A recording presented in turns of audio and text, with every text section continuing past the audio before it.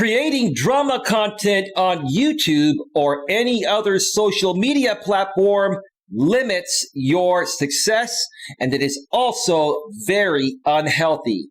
That's the topic we're going to be discussing here tonight live. So stick around for all that and much, much more that's coming right. Whoa!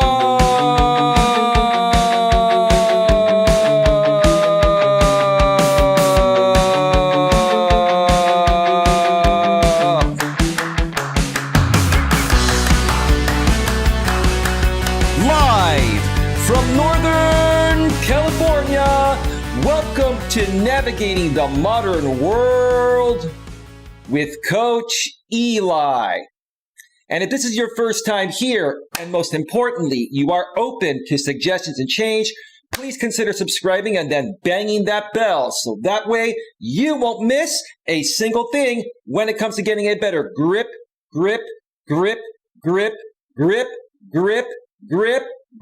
on your life. That's right. I am here to help as many people as possible that are open to the help get the best possible grip or grips on your life, so that way you can all accomplish whatever it is that your heart or hearts desire. All right. Welcome to the show, everyone. Welcome to the show. Before we get started, let me make sure that the YouTube notification has gone out, and it certainly has. Let me also check the YouTube back end and make sure that things are running smoothly. Things look quite well on the YouTube side of things. And once again, today we are also simulcasting live on Facebook. Let me just make sure that everything is rolling well on Facebook. Got one viewer. And once again, today we are also simulcasting live on Facebook. Let me just make sure that everything is rolling well on Facebook. Yes. Got one viewer. And once again, today we are. Yes. Okay. Cool. We are rolling well. All right. And once again, I'd like to pay special props to this channel sponsor here on the YouTube side of things. That's none other than the great Troy Brewer, who runs an amazing marketing company. He is the CEO, founder, and owner of the Discover Community Network for all of your product and service needs from the most trusted professionals in the industry. Please visit discovercommunitynetwork.com. I blew it. That's www.discovercommunitynetwork.com. You can also visit a subsidiary of the Discover Community Network known as the DCN Internet Radio Network. And when you go on that website, you're going to find a bunch of talk and music internet radio stations. And more than likely, one of those talk or music internet radio stations will suit your talk or music genre needs. So if you enjoy listening to talk music or talk radio or music, internet style, please check out www.dcninternetradionetwork.com. One more time, that's www.dcninternetradionetwork.com. Both those links are below in the description on the YouTube side of things. And if you go to those websites and you also find out how to connect with Troy, if you do connect with him, please do not fail to mention that Coach Eli sends you with lots and lots of love. I'm very excited tonight. Oh God, the cavalry is coming in on the YouTube side of things. Queen Helen Casey, how are you, Queen?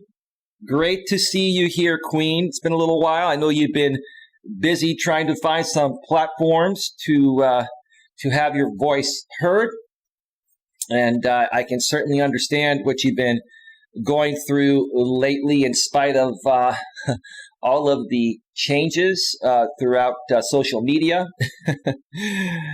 You've got your opinions on that. I've got mine, and we're not going to talk about that here today, but it's just great to see you here, Queen, and you will always have lots of love from the Coach Eli clan over here and from me. You're always welcome here. You'll always be a mod. Queen, we're probably going to get trolled. I've opened up my chat publicly back again. Obviously we're gonna ban the people that need to be banned. But Queen, if people don't say something that's ban worthy, let them stick around. But if, they're clearly trolls, you know what to do, right? So that's awesome. Centrist of the Century is back. What up, Eli and chat? I think I figured out who you are. You are the former Troll of the Century, JT, right? And that's cool. If that's you, bro, that's awesome. Are you Troll of the Century, JT? Because I should have thought of that yesterday when I was live when you were here with a name like Centrist of the Century. That's very similar to Troll of the Century. Maybe you are reforming yourself and don't want to consider yourself to be a troll anymore, sir. I don't really think you were ever a troll in the first place, if that's actually you. But it was a clever name. It was a clever name. I have to say that. And it suited its purpose for quite some time, but I guess it's time to move forward. Moonchild is back in the house on the YouTube side of things. Hi, Coach Eli. Pretty background. What body of water is it? Well, let me tell you. This is Lake Geneva in Switzerland. And I get most of my images from pixabay.com. It's an unpaid endorsement. They have a bunch of royalty-free and copyright-free, images to use for YouTube or anywhere else. And most of them don't require attribution. So that's where I get these images. Many people have contributed, and I've even contributed some pictures out there that I've taken here in the San Francisco Bay Area. So it's a great community where people share amazing pictures that you can use on YouTube, on blogs, or anywhere else that you, put out content. So that's a pretty good thing. No, I'm not at all. Trust me, I'm not. PM.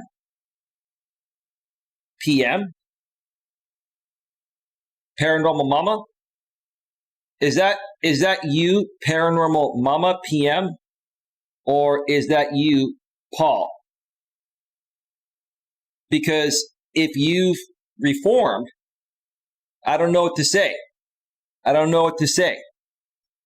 If that's you, Paul, then I don't know. You had a great conversation with me yesterday throughout the stream, and I greatly appreciate it. But maybe it's just time to move forward. And I'm going to be speaking about a lot of things here today regarding how drama content on YouTube and other social platforms limits your success and how to turn this around. And I'm going to be sharing some examples where I will be mentioning some channels that I've known about for a while or maybe used to participate with. So stick around for that.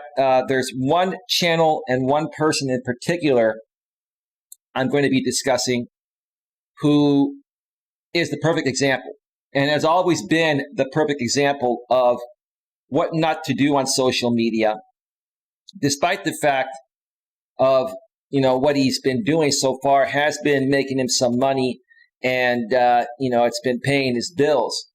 But at some point, all of that's going to come to an end unless this person starts creating something more sustainable long term, because drama content has a limited shelf life. It absolutely does. And there's only so far you can go and grow, right? Does that make sense? I think it does. We will never know. Well, Centrist of the Century, if you're respectful and, you're here to just chat and share your thoughts in constructive ways, you can stay. But Queen Helen Casey's here. And Queen, let me ask you this. You're not afraid to still use the band hammer, even though you haven't been around a while. You're not afraid to use the band hammer, right? Oh, Queen, I'm not worried about mentioning names. It's not a big deal. These people don't bother us anymore. And we've learned how to handle them. And this is a stream here today where, I want to teach some life's principles on how to handle these situations so people become more confident within themselves. They start loving themselves better, and they start to, create better content rather than focusing on drama content, which makes it appear like they're getting ahead and they're doing well. But what they don't realize is that it has a limited shelf life. And I've kind of talked about this in the past, but today I wanted to more so talk about it again, because just last night, there were a couple of streams that I ran across from a former Dramasphere community I used to be a part of. And it was just very interesting to me what happened on those streams, particularly one of them, which involves this one person that I mentioned a few minutes ago. I'm going to be using as the perfect example of what not to do and what not to be, despite the fact it may be getting this person a lot of views and making this person a lot of money. In the meantime, what's going to happen 3 to 5 years from now when this person gets older? Is he going to continue to create this drama content? Is he going to continue living his life this way? I mean, he's a single person. If he wants to find a good woman, is she going to put up with all this drama, between YouTube, other social media sites, and, within their household? I mean, that's what I want to share here today. So, in addition, I want to make it very clear. Because I know Queen was saying don't mention names, and I know, Queen, you've got your best, you got my best interest in your head and heart, which is what I'm trying to say. There are going to be a lot of people that may troll this chat, or people that are moderators, or people I know that are going to say, hey, Eli, don't feed into this. You don't need to feed into this. You don't need to talk about this. Here's my thought about this, okay, or that. I can talk about whatever I want to talk about, whenever I want to talk about. And I'm here to teach a life principle here today by using these examples. I'm not here to troll anyone. I'm not here to attack anyone. I'm not here to feed into any drama. I'm here to state what I've seen and how it's made me feel. And how I feel these people that are creating this type of content can do so much better because they're capable of doing so much better. And they know they're capable of doing so much better. So why are they not, doing other things besides drama? Well, one of the reasons is because they know they would have to start all over, and they would lose their entire drama audience that's currently donating to them and supporting them, right? And it would be much harder to start over in that way. But at the same time, when you start over and rebuild with something that's more sustainable long-term, outside of drama, something regarding that you're truly passionate about, once you build that audience, you're going to keep building on top of that. And it's going to grow, eventually it's going to grow bigger and better than your drama audience. And you're going to have something sustainable long-term, that could, lead to, a lucrative business and a prosperous life while you create what you truly enjoy doing, not, drama streams or drama content, right? Lewis Fuller's in the house. Hey, Lewis, I just gave you a like. Hello, Lewis. I'm curious to see if, based on the title, YouTube demonetized this stream already. I want to check that out real quick. Give me just a second here, folks. We are still green. That's good. That is good. Thank you, YouTube. I appreciate that. Could change, but hopefully it doesn't. If not, we'll submit for manual review. All right. So as I go through some of these stories and examples here tonight, I'm probably going to be on for, I'd probably say an hour to an hour and a half, maybe 2 hours max, depending on how much engagement there is, how many questions there are to answer in the chat, and how quickly I get through what I want to say. But throughout the show, whether you're on Facebook or on the YouTube side of things, please feel free to ask any questions in the chat regarding this topic, or if you also have any other business or personal questions you'd like to get my thoughts on, I'd be happy to, share my responses with you, as I go through the show here today. Lewis Fuller says, I just shared you out. Thank you so much. Where's your sister, Lewis Fuller? Where's Adelaide tonight? Is she just kind of chilling? It's a wonderful Sunday here in the San Francisco Bay Area. It's been raining and the rain stopped, but we're getting more rain next week. And our rain levels this year are below normal. So we definitely need more rain. Even though, I don't enjoy driving in heavy rain. It's quite dangerous. We definitely need the rain. We need the rain. We need our water levels to rise up. Okay.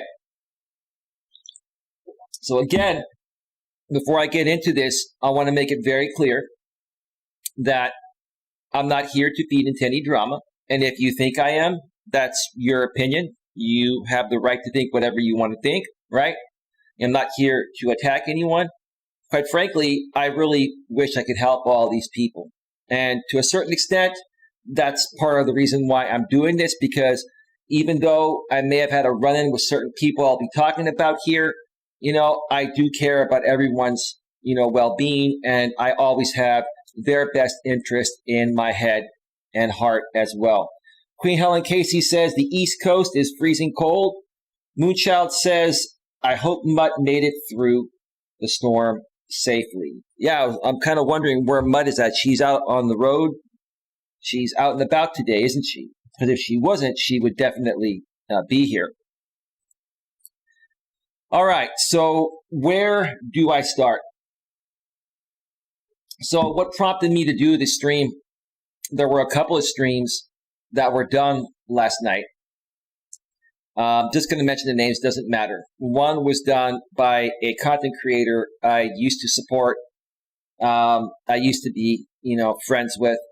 I don't know where that relationship stands to this day. It doesn't really matter. I'm just stating my facts and my opinions. The Matt Shangy, he was doing a live stream on another content creator that I will be primarily focusing this show on here tonight, and that's the Like and Theory channel, also known as Jamie. And Jamie is a 35-year-old millennial that's lived at home most of his life, has pretty much had everything handed to him, and has never really faced responsibility. He's never really learned responsibility, even though now he's moved out and he has his own condo. I still don't feel he's learned responsibility, because the way that, he made the money to move out and live on his own wasn't really created by himself. It was created through drama marketing, which has nothing to do with his, primary purpose in life, which is, he loves designing things. He's a graphics designer, right? Moonchild says Snow Queen. Queen says Moon, yuck. Moonchild says yuck, hate snow. Lewis Fuller, yeah, she's coming. I told her. Okay, fantastic. That's great. That is awesome. That is awesome. Keep an eye on the chat for trolls. They're not here right now. But folks, do me a favor if you can.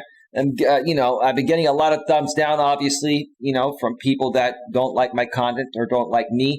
Please get those thumbs up. Let's get up to 15 or 20 thumbs up as soon as possible. All right?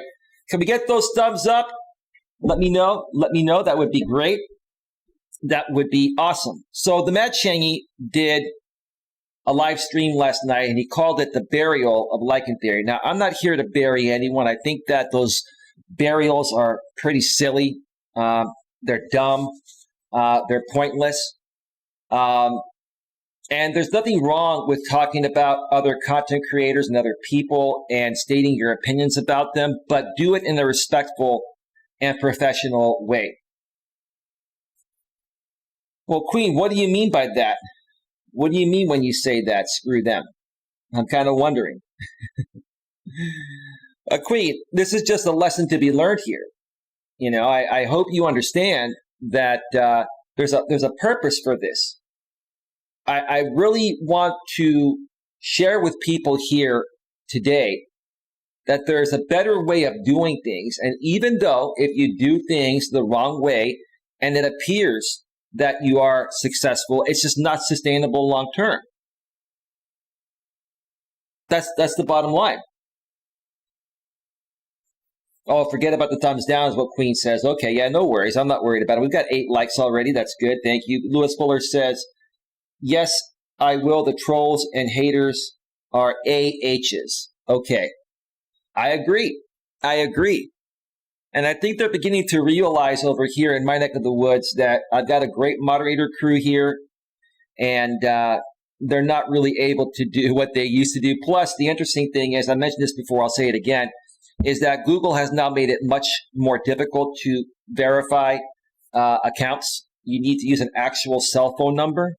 And most of these trolls are not willing to put their actual information to create a Google account, which will identify them. They don't want to do that. So, many of them still have a bunch of stock accounts that, they're still burning through. But I can tell you, folks, at some point early on this year in 2021 or by summertime, you're going to see much less trolling out here. You're going to see a much cleaner and better and more professional environment out here on YouTube. That's another reason why I'm talking about this here today, because a lot of these drama channels that create drama content, the things that they say on their live stream panels, and a lot of times it's not about even what they say, it's what the people that come onto their panels say that, get them community guideline strikes and get them removed for terms of service. So, that's something that, you need to take into consideration if you're running a drama channel and you're bringing people onto, your live stream. You got to take into consideration what they're going to say, the type of people they are, and can you trust them to come onto your live stream to the point of where someone's not going to flag you and, get your stream shut down for a community guideline violation, right? And some of these channels are either monetized or are trying to get monetized. And is YouTube going to monetize a channel that doesn't have advertiser-friendly content? No. Is YouTube going to monetize a channel that has community guideline strikes or copyright strikes? No. So if you want to be successful out here and create something, amazing that's going to be sustainable long-term, you got to start doing things the right way. That's just my opinion. It should be a fact. So yeah, I was watching that. I was watching, part of Shangy's stream on the Lichen Theory channel, calling it the burial of Lichen Theory. And at the same time, the Lichen Theory Jamie somehow got monetized on his longtime secondary channel, Punksthetic. And because he got monetized, he was so excited. He didn't know if he was going to get monetized or not, because he was removed from the YouTube partner program on his main channel, Lichen Theory, about a year and a half ago. And primarily it happened because I kept flagging him for community guideline violations on me and copyright and all that. And even though I had warned him many, many times, dude, stop doing what you're doing or you're going to get removed, he didn't listen. All he told me was, F you, Eli. That's what he told me. He said, F you, Eli. And I'm like, okay, dude, you can tell me to go F myself. But, we'll just see what happens. And next thing you know, he got removed from the YouTube partner program. He tried to get back into it. 1 year later, he still tried to get back into it. And YouTube finally got back to him and said that the majority of your content is not advertiser friendly. And he knows that. He knows that. But he got his Punksthetic channel, monetized, got it to 1,000 subscribers and barely over 4,000 watch hours in the previous 12 months. And he was excited about that. And I was like, okay, I don't know how he got monetized. I thought that once you get removed from the YouTube partner program, you also have your Google AdSense account shut down as well. In order to be a part of the YouTube partner program, you have to have a Google AdSense account, because that's how YouTube, pays you out, pays out your ad revenue, your super chats, your memberships, etc. Okay. Apparently he either had the same AdSense account or he was able to create a new one and was able to get monetized. Okay, yeah, no big deal. The true rules of YouTube are, once you get removed from the partner program one time, you're never allowed to join it again. And he knows that, but somehow, he bypassed the system, or maybe they can't tell it's the same person, and he got monetized. Adelaide's Advice Addict, welcome to the show. Hello, Eli. How are you doing? I'm doing quite well, Adelaide. How about yourself? How are you doing? I'm having a phenomenal weekend. I've been relaxing. I went out most of the week with some friends and other people, And this weekend, I just decided to take the weekend off and relax. And I wasn't even going to stream today, but I got some good rest. And, after, seeing those 2 streams last night, I didn't watch all of both of those streams. I saw parts of them. I really just felt the need to come out and share my opinion about this and talk about this in hopes that it won't only help these people, but it will help other people as well that have succumbed to creating drama content, thinking that that's the only way they're going to be able to, sustain an audience and make money. It's not sustainable long term. We have 8 likes and 15 people viewing. Thank you so much. Get those likes up. Please thumb up this live stream. I would greatly appreciate it. Checking over on the Facebook side of things, nothing going on over there, and back to YouTube. Centers of the Century says the problem with YouTube is truth. Is considered trolling sometimes. Well, I'm not going to say that some of the things the trolls have said are not true, because anyone, whether they're a troll or not, Centers of the Century, can say truthful things and things that aren't truthful as well. It's just, a lot of times trolls, their main thing is to distract the chat, to try to trigger the channel owner, to try to, throw the channel off guard. And that's not cool. That's not cool. And the funny thing is that the majority of these trolls are, they're men primarily. There are some female trolls, but I've noticed the majority of these trolls are grown middle-aged men in their, 30s, 40s, and 50s. Some in their 20s. And there are some younger trolls, right? But it's really sad for me to see a bunch of middle-aged grown men feeling the need to troll people on YouTube all day, every day. What that says to me is that you've got nothing else going on in your life, because if you did, you wouldn't have the time or energy to do this, right? Does that make sense to you? And that's all I've been saying, all along. But yeah, I mean, listen, there are some good trolls out there that participate. Kind of like I can consider you a troll, Centers of the Century. I don't know who you are. You know me, and you're being respectful. So I'm letting you stick around, and that's great. But I can consider you a troll, even though you're not, because I don't know who you are. I can't identify who you are. But again, you're participating in a civil way. You're being constructive, and you're not disrupting the peace. That's a good thing. Let's see, Moonchild, thanks for taking some time from your weekend to spend with us. Absolutely, Moonchild, absolutely. So here's the thing. So these live streams were happening at the same time. Both drama streams, both had a panel of people on, and both panels just had a bunch of people come on talking smack about other people. And, I will say, when I first became an actual YouTube content creator on my former channel 4 years ago, I got involved in some of these panels, and they were somewhat interesting and entertaining to me for a little while. But at this point, 4 years later, the people that are still doing them, it's gotten really, really old.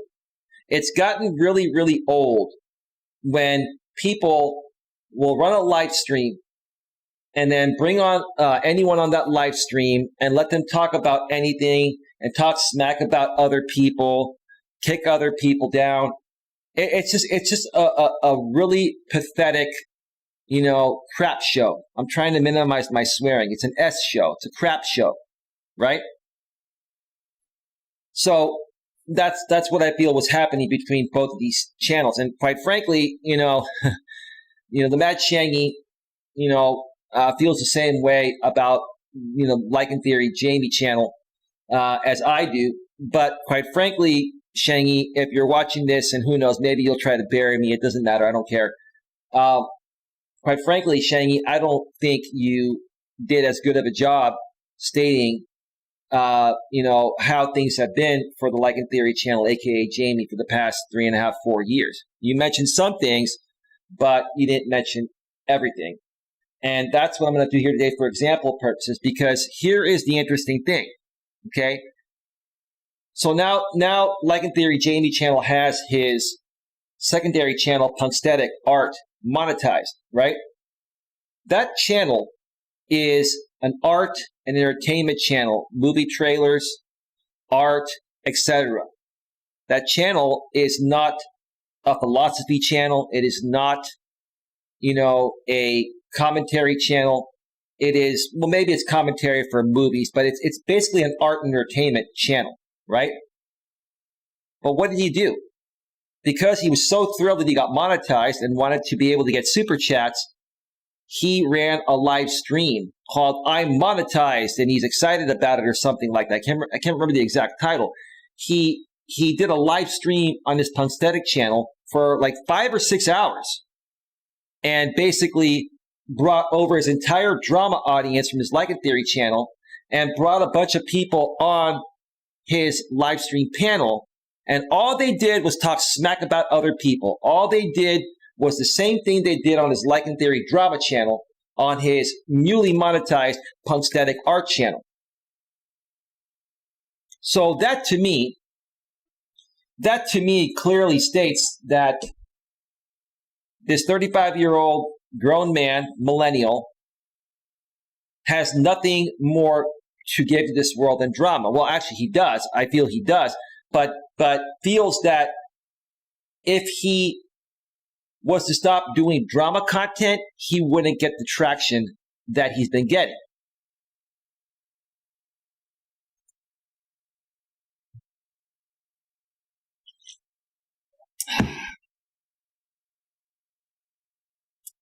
That's pretty funny.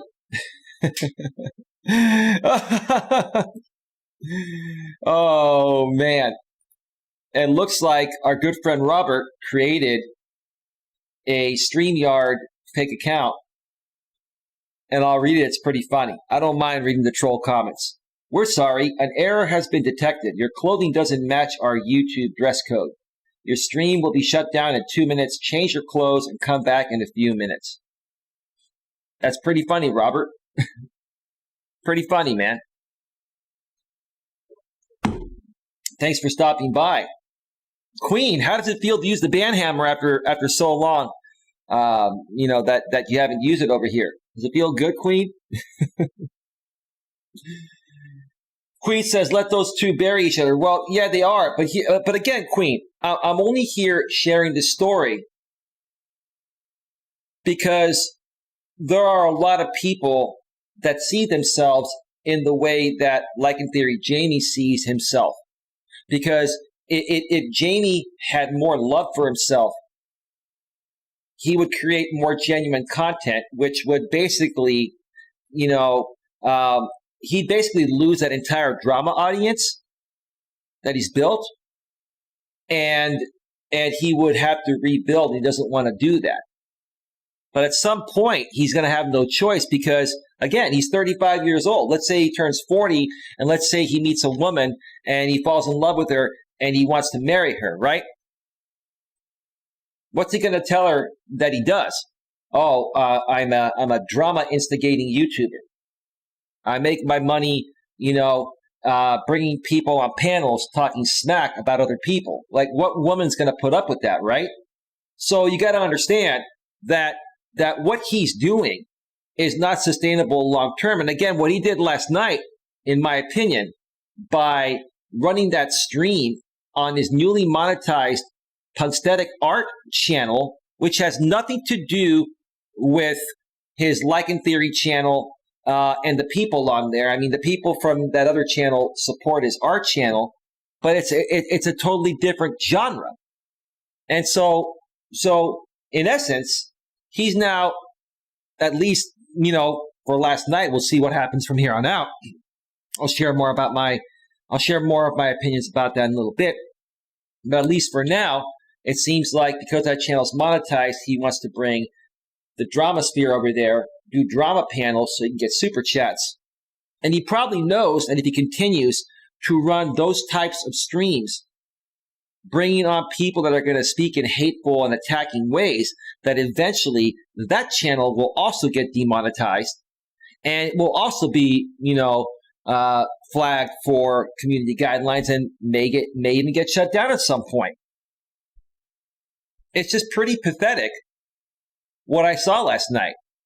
I mean, I just couldn't believe it. That channel has absolutely nothing to do with bringing on a panel of drama people, just, shooting the crap and talking smack about other people and attacking each other, right? What does that have to do with art and entertainment? Maybe he should change the, name of that channel. Maybe he will. What I think he may end up doing is probably changing that channel to, Like in Theory 2 or something like that. Because here's the thing. His art and entertainment channel was built off of the Dramasphere people. He had like 300-400 subscribers before these Dramasphere people, connected with him. But how has he grown that channel from 300 subs to over 1,000 to get monetized? It was through this Dramasphere. Does this Dramasphere really enjoy, or are they into his art and entertainment content? No, they're not. So the wrong audience is there. He knows it. So what does he do? He creates, a hate stream and brings these people on a panel on that newly monetized channel that has nothing to do with what they were talking about. It's just ridiculous. It's ridiculous. It's like he's lost. It's like he's a lost puppy trying to find his way. It's like he's a lost puppy that's trying to find his purpose and that's trying to find his relevancy. Now, let me see how long we've been on for. We've been on for 37 minutes.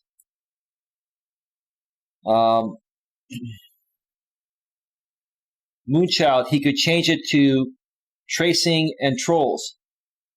Yes, he could, Moonchild, but is that something that YouTube is going to want as a part of the YouTube partner program?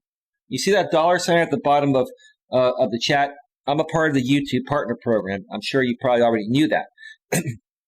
I run an advertiser-friendly and clean channel. I talk about a lot of the same things these people talk about.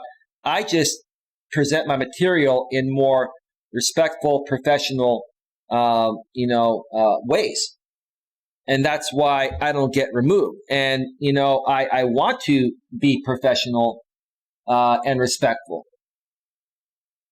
But that's not what's happening over on that end. So if he were to change it to tracing and trolls, he'd probably stay monetized for a little while. But again, what's going to happen? The same thing that happened on his Like in Theory channel. If he converts this channel to another philosophy and commentary or Dramasphere type of channel, which that's where I see it heading, it's only a matter of time before he gets removed out of the YouTube partner program again and risk losing that channel.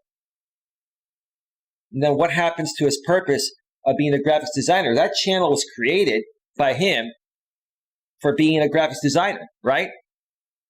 So what's going to happen to his Punsthetic brand? Is it going to be a Dramasphere brand now? I mean, like it's really fascinating to me to see this guy, over the past 3.5 to 4 years that I've known him, to see what he's done in desperation to seek relevancy and to make money and to feel like he's worthy of something.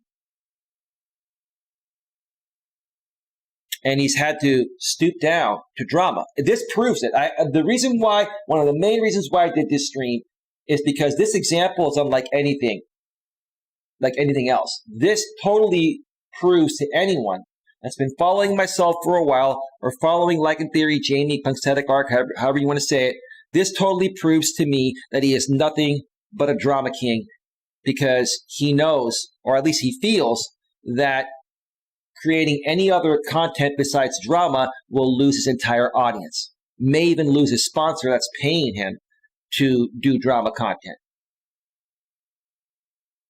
It's pretty sad to me. So with that being said, I'm going to step away and take a quick break for about 5 to 7 or 8 minutes.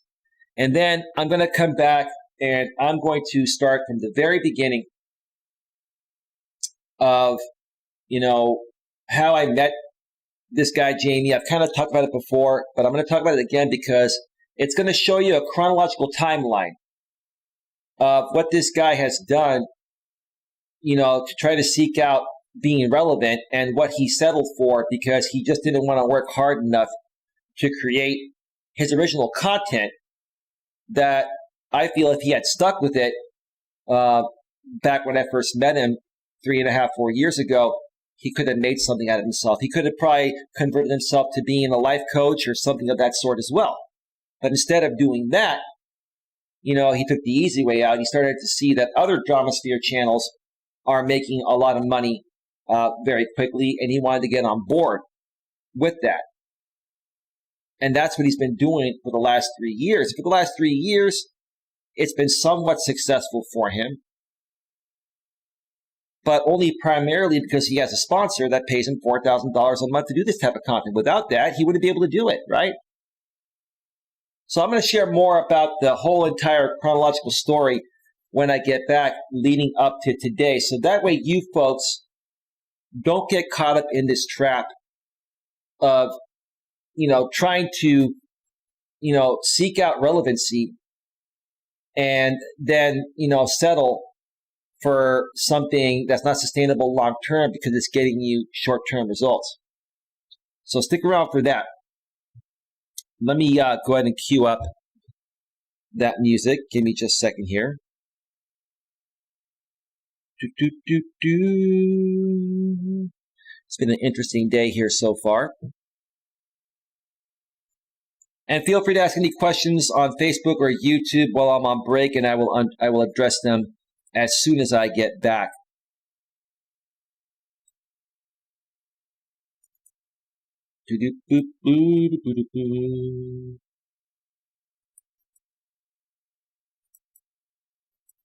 All right. Give me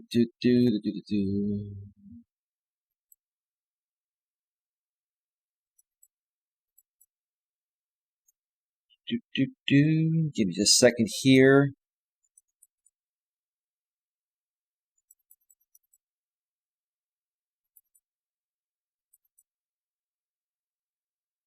One more, just need one more. All right, folks, music is all queued up. I'm going to step away for a 5 to 7 or 8 minute break. When I get back, we're going to get into the details of this story, going back 4 years up until last night and even today. It's an interesting story. And I know I've shared parts of it in the past, but you're going to want to hear it in chronological order because it's something that you don't want to fall into yourself. So stick around. We'll be right back.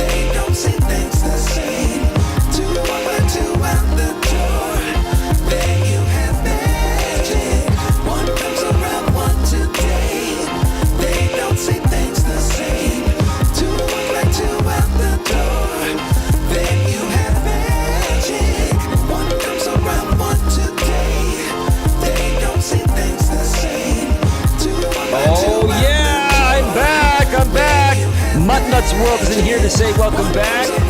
Moonchild is, Queen Helen Casey is, Center of the Century is here. I gotta figure out who you are, man.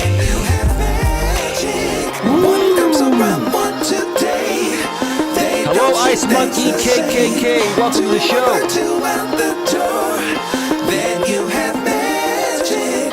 One comes around one today. They don't say things the same. Two walk like two out the door. Then you have magic. Then you have magic. That's right.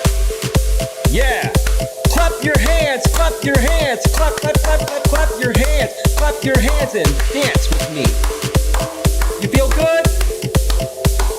Come on. Come on. We're in the middle of an intermission here. Gotta warm up. Gotta warm up. Yeah. You know. Maybe you're SB. I don't know. The infamous SB. I should lower the music.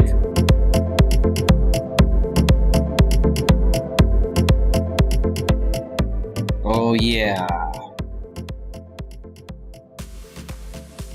Yes, the song is called Palm Trees from the YouTube audio library. Whew. Wow. All right. Welcome back to Navigating the Modern World with Coach Eli, live here on YouTube and also once again simulcasting live on Facebook. Glad you could all join me on this beautiful Sunday evening, regardless of where you are at. It is 8:34 p.m. Eastern, 5:34 p.m. Pacific here in my neck of the woods. I'm in the beautiful, glorious, amazing San Francisco Bay Area, and there's no place I'd rather be. There's no place like home. There's no place like home. There's no place like home. Tap your feet, clap your hands, tap your feet and clap your hands. You can't see my feet because the camera doesn't go that low. But you get it, right? You get it, right? Oh boy, oh boy, oh boy. Moonchild on the YouTube side of things says, welcome back, just like magic. Yeah, I just clicked that button and the camera turns back on, Moonchild. That's how it works, right? It's the magic of Hollywood. In this case, it's the magic of YouTube. I pray Mud is okay. Same here, Queen. Same here. Center of the Century, you know. Okay. I don't have confirmation on who you are. Maybe I'll figure it out one of these days. Maybe you'll say it one of these days. Maybe I'll unblock your main account if you have a main account blocked here. You never know. You never know. Moonchild says, me too, Queen. Moonchild says, cool. Centrist of the Century says, no, I like my steering wheel, LOL. That's messed up, man. That's messed up. I know what you meant by that. And, oh, Jesus. I'm not laughing at that joke in the way as it appears. Because the person that joke came at the expense of is, very emotional about this situation, and it affects her, and I don't blame her. At the same time, I honestly feel people should learn how to take jokes, and if they make mistakes and do things like that, they should just own them and accept the fact that people may be talking about it for a while. I made a lot of mistakes out here on YouTube, and people were talking about it for a while, and they're still talking about it every now and then. It's kind of subsided, but the reason why it's subsided is because I don't let it get to me anymore. I realize, hey, I'm a human being, and I make mistakes. Whether I'm a coach or not, I'm still a human being, and I make mistakes, right? But I learned from those mistakes, and that's why I'm here to help you folks, learn. Help you folks by learning from my mistakes, so that way you don't do the same things if you're trying to accomplish something like I am. That's the bottom line. Moonchild says, lucky. Let me check out the Facebook side of things. Nothing is going on over there. All right, tonight we are discussing drama content on YouTube and other social platforms limits your success. How to turn this around. One more time, drama content on YouTube and other social platforms limits your success. How to turn this around. I'm going to share a story about this Jamie guy. He's a 35-year-old millennial, and he's been running the Lichen Theory channel, formerly known as the Purple Pill channel, for I think he's been running it for like 5 or 6 years now. I met him about 3.5 to 4 years ago, and I'll share more about that here in a second. But the reason why I've talked about this story in the past, and I'm talking about it again, is because it absolutely fascinates me. I'm not going to lie. The story of this guy, I'm going to call him a kid because I don't think he's grown up yet. And I don't know if he ever will. Who knows? Maybe he will by the time he hits 40. But his story and his behavior and his actions that he's taken and his reactions and all that is extremely fascinating to me. And although a lot of his success has come at my expense, which I'll get to that as I share the story, it's still a fascinating story to me. It's a very fascinating story to me because, I feel this is a guy that was raised by two parents that, and I know the story about his parents, that they're still married, but I don't think they're happily married. And I think that his mother in his household, his mother when he was living with them, and probably still to this day, wears the pants in the family. So, he didn't get that masculine energy from his father. So in my opinion, it probably affected him from becoming the man that he should have probably become or wants to be or has been struggling to figure out on his own.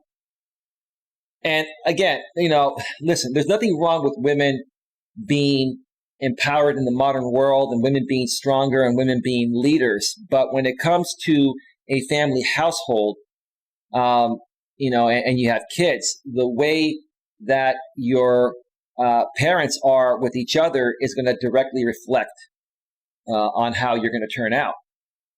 So, overall, I can't even really blame this guy for turning out the way he did because that has to do with his parents. He's even said that himself as well.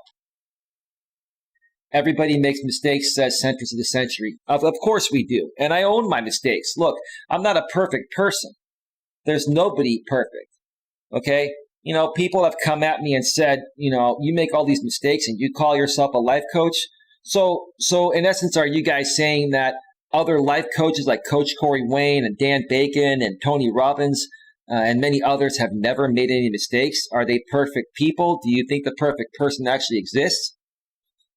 Now, I know they're just trying to troll me and get a reaction from me, but that's the truth of the matter. And here's the thing.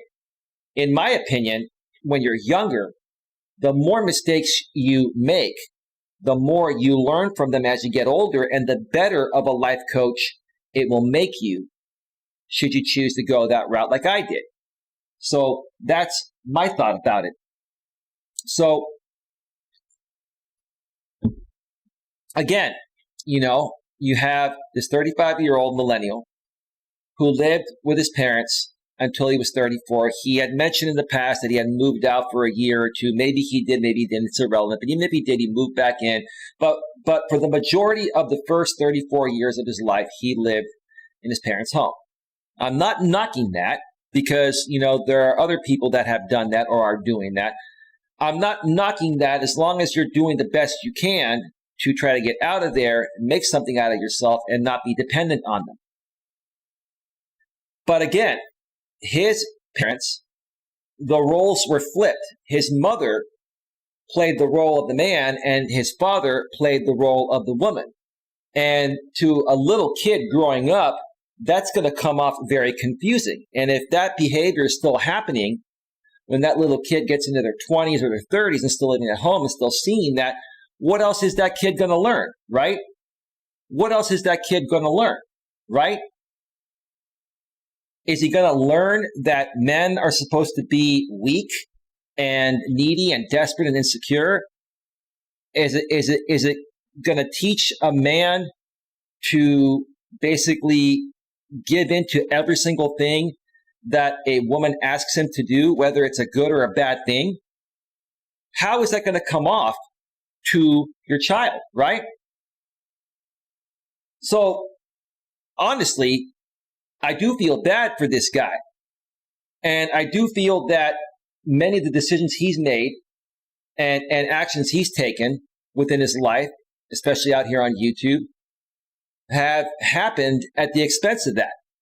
So let's get right to it. Feel free to ask any questions in the chat regarding this. Share your comments, your concerns, or ask any other business or personal questions, whether you're on Facebook or YouTube, and I'll get to them in between this story. So I came out on YouTube on my former channel, which was called Coach Eli, Uncompromising Business and Personal Relationship Coaching, about 4 years ago. And I just started dating a new woman. Her name was Dana, and it was a great relationship. Awesome. One of the best relationships I ever had. And for the first 6 months, I was doing pre-recorded videos on coaching topics. I didn't do any live streams. And what ended up happening was I ended up doing a search for other content related to mine, looking to meet other people and collaborate with other people.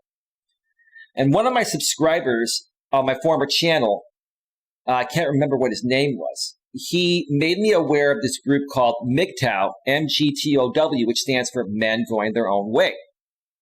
And if you don't know about the MGTOW group, it is basically a group where the men feel, because of the downside risk of dating the modern day woman, because of modern day divorce laws and child custody laws, etc., the stove is too hot. It is too risky to date women, so they've chosen to withdraw from women, or at the very least, they don't commit to women. They don't, live with a woman ever, and they don't, marry a woman. At the very most, they will just hook up with a woman. They call it pumping and dumping, having one night stands, etc. And then moving on, because if you don't live with a woman or marry a woman, you're not risking any of your resources, including your finances, right? That's the way these guys were looking at it. And it fascinated me because I had been with some women in the past that I feel did take advantage of me financially. So the group interested me initially. And I started searching for more MGTOW content, and I found a content creator by the name of Charles F. Gray that lives in Alberta, Canada, that was talking about MGTOW content, and he was doing live streams. I hadn't done any live streams on YouTube yet, but he was doing a live stream, and he was welcoming people on to his panel. Back then, before YouTube shut it down about a year and a half ago, YouTube used to run Hangouts on air. Through Google Hangouts and YouTube, you were able to start a live stream by using Hangouts on air and bringing up to 10 people on a panel. Nowadays, we use StreamYard because Hangouts on air is no longer available, but it was a similar type of thing. And I was in the chat, and I said I'd love to come on the show and introduce myself. I went on to that show. I met Charles F. Gray. I met a couple of other people, and we were talking about MGTOW. They were telling me more about what it was. I was telling them that I'm a life coach, and this is what I do. I'm also an insurance broker, which I was at that time, not anymore. And I was like, wow, this is a great way to grow your channel. Live streaming is where it's at because you get to engage a live audience, and the audience retention is greater, especially while you're live. And then there's also a replay as well, right? That's an awesome thing, right? So I asked Charles, hey, I'd love to collaborate and do some shows with you, right? And I ended up doing many shows with Charles F. Gray. And I still think Charles F. Gray is a good guy to this day, even though we don't speak anymore. And the reason why we don't speak anymore is because, he ended up, allowing this Dramasphere audience that I just got away from in the past 6 months. and going on his shows, I'd get severely trolled, or he would bring people onto his panels and they would talk a bunch of smack, and it was just a big crap show. Like I didn't want to deal with any more, crap shows. But, let's go back and leave off where I left off in the story. Centers of the Century says, so are you saying that you are going to start giving out your apology? No, there's nothing for me to apologize. Centers of the Century. There's nothing for me to apologize. Anything that has required an apology, in my opinion, and for my feelings, I've already given it. So, like I am not going to apologize to Charles F. Gray because I never harmed Charles and he never really intentionally harmed me. It's just the fact that he wanted to continue associating with a group of hateful people that I was trying to get away from, as I did 6+ months ago. So that's where this whole guilty by association thing came into play, and that's the truth of the matter. So after that show, I was like, okay, I'm going to do some more searching. I found out more about how MGTOW works. MGTOW has 3 pills: the red pill, the purple pill, and the blue pill, right? The red pill is you take the red pill and you basically completely withdraw yourself from women. You don't date a woman. You don't marry a woman. You don't, sleep with a woman. You basically are just friends with women. If you see one at the supermarket, maybe you say hi. If you have a female clerk, you're courteous, but you have no interest in dating, marrying, or being intimate with a woman. That's how I perceive the red pill to be. Now, the blue pill is, the typical average everyday guy, especially guys that don't really understand the modern day woman and female nature in general, how women are. The blue pill guy is the type of guy that puts women on a pedestal, will suck up to a woman, will, succumb to her demands, and basically continue to give in to a woman even if she's being disrespectful to him, because he feels that he has to do everything that she says in order for her to like him. That's the blue pill guy. So you think you have covered all, maybe missed a few, says Centers of the Century. Nope, I haven't missed any. And if you would like to be more specific, Centers of the Century, you can go ahead and put it in the chat and I'll address it. That's totally up to you. No problem. But yeah, I've, come out and pretty much owned up to whatever needed to own up to. So you have the red pill, the blue pill, and then you have something in the middle. Yeah, Queen, do me a favor. Let me moderate Centers of the Century. Mods, do not ban Centers of the Century. If Centers of the Century becomes out of line at some point, let me ban him.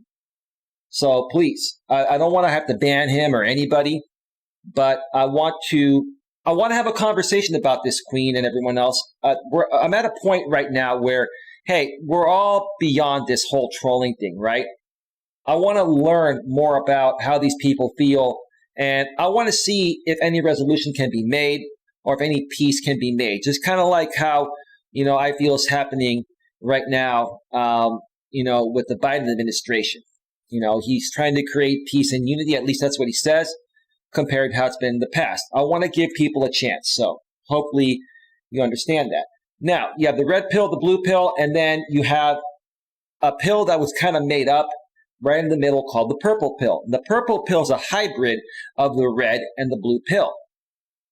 And basically what the purple pill is that, you choose to continue associating with, dating, and potentially even marrying women, but with the caution and awareness of the red pill. So as a purple pill guy, which is where I'm at, okay, I'm aware the stove is hot. I'm aware of what I'm up against in today's modern world. Okay. I understand that modern day divorce laws, favor women and the court system favors women in child custody. Actually, it favors the breadwinner, which is in most cases still the man, but there are a lot of women nowadays that are the breadwinner. 30% of women here in the U.S. are the breadwinners. So, it more so depends on the breadwinner.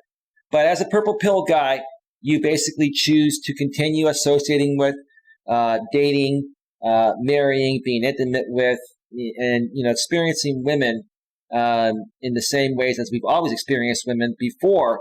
Modern day feminism and women were empowered, 55 plus years ago. Okay.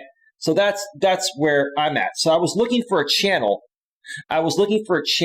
that was a purple pill channel. I did a YouTube search, and the only purple pill channel I could find was a channel called The Purple Pill, which was run by Jamie. I have done nothing to be banned. No, you haven't. No, Queen is very protective, and we love Queen. Got a lot of love for Queen. That's just Queen, and you got to get to know her. I'm sure you've known of her. Now you're going to get to know her, and hopefully you won't get to know her with a hammer on top of your head for saying something unreasonable. But, it's all good. I'll moderate Centers of the Century. Don't worry about it, mods. Just cover the rest of the people. Okay. So I found Jamie's Purple Pill channel. I started watching some of his content, and I actually enjoyed it. I thought he created some really good content. And so I reached out to him. I only had a couple hundred subscribers back then, and he had like 2,000 or something like that. And he was a monetized channel. And I was even monetized at that point because back in those days, before YouTube changed their monetization requirements to needing, 4,000 minimum watch hours in the previous 12 months and needing 1,000 subscribers, all you needed was to have 10,000 views. Once you got 10,000 views on your channel, you could apply for monetization, and then you were approved fairly quickly. So I was monetized as well. This guy had way more subscribers than me. I didn't know if he was going to want to even talk with me or try to work something out, but I reached out to him. I sent him an email, and I communicated with him, and I set up a time to talk with him by phone. We actually would talk through Google Hangouts phone back in those days. And I got onto the phone with him, and, I was saying, hey, it's nice to meet you. I really enjoy your content. I'm looking to collaborate with someone like you, and I was wondering if you were interested. Well, and then he's like, well, what do you mean by collaborate? Like, what do you want? Like, he just came out like in a very, very like scared, timid type of voice, tone of voice, and said, what do you want? I said, I just want to get to know you, man. I love helping people. I'm not looking for anything. You're a YouTuber. I'm a YouTuber. I'd like to see if we can work together. We share a lot of similar, content and similar, we talk about similar topics, etc. I just wanted to, I just want to get to know you and work together. Maybe we can grow our subscriber base and monetize it down the road, by working together. And I was on the phone with him for almost 30 minutes. And after that conversation, basically, I left it in his hands. I said, well, dude, listen, think about it. Oh, yeah, I forgot to mention another thing he said. He goes, well, I'm not getting the views I used to get, and YouTube's changing their monetization policies, and it's just different now. Well, that was the time, a little over 4 years ago, or around 4 years ago, when YouTube started demonetizing videos. Initially, when the partner program was started over 10 years ago, all videos were monetized, no matter what. And then because advertisers started to complain, they basically came out with the yellow dollar sign, meaning not suitable for most advertisers. And when that happened, because a lot of his content wasn't advertiser friendly. I mean, his content was good in my opinion, but it was very controversial, and that was against what most advertisers wanted to put ads on. So he was saying, like a lot of my videos getting demonetized. I'm not making the ad revenue I used to make. I'm thinking about shutting down my YouTube channel. I'm like, dude, don't shut down your YouTube channel. I can help you. Think about it. I know you've been through a lot, and I could tell he was a little bit timid, but I didn't know at that point how timid he was or what he had been through and what I was up against. I was like, okay, this is just a guy that's, been on YouTube for a few years, trying to find his way, right? And I'm going to give him some space. And if he wants to reach back out after he follows some of my videos and learns more about me, so be it, right? So after that conversation, I just let it go. Sentence of the Century says, that is the problem, silencing a different opinion. You have stopped trying to learn where the person stands. Be a little more specific on that sentence of the century, so I can give you a more thorough type of answer. Okay, nothing happening on the Facebook side of things, just one person is watching over there. No problem. This stream is more so catered to YouTube anyway. Please get those likes up, folks. We got 7 likes, a bunch of thumbs down.